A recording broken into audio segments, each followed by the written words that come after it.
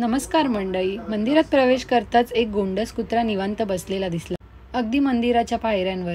पुढे जाताच वाघाची मावशी दिसली. दोघेही शांत बसले होते, जणू मंदिराच्या पवित्रेचं रक्षण करत.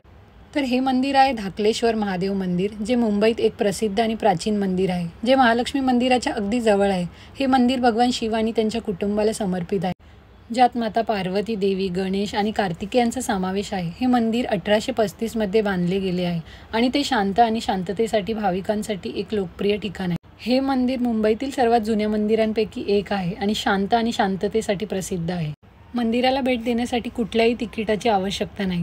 या मंदिराचे नाव त्याचे संस्थापक दादाजी धाकजी यांच्या नावावरून पडले आहे आणि 2000 वर्षांहून अधिक जुने आहे. या मंदिराचे अधिष्ठाता धाकलेश्वर महादेव आहेत आणि ते भगवान शिवाचे अवतार आहेत. त्यांची पत्नी देवी पार्वती येथे आहे. येथे 4 कक्ष आहेत आणि प्रत्येक देव एक उपमंदिर व्यापतो. भगवान गणेश आणि भगवान सुब्रमण्यम यांच्यासाठी उपमंदिर आहेत. सामान्यतः असे मानले जाते की या मंदिरात येणाऱ्या प्रत्येकाचे सर्व आजार बरे होतात आणि त्यांचे भविष्य उज्ज्वल आणि समृद्ध होते. हे मुंबई शहरातील सर्वात जुन्या मंदिरांपैकी एक आहे. 2008 मध्ये या मंदिराचे नूतनीकरण करून भाविकांसाठी पुन्हा उघडण्यात आले.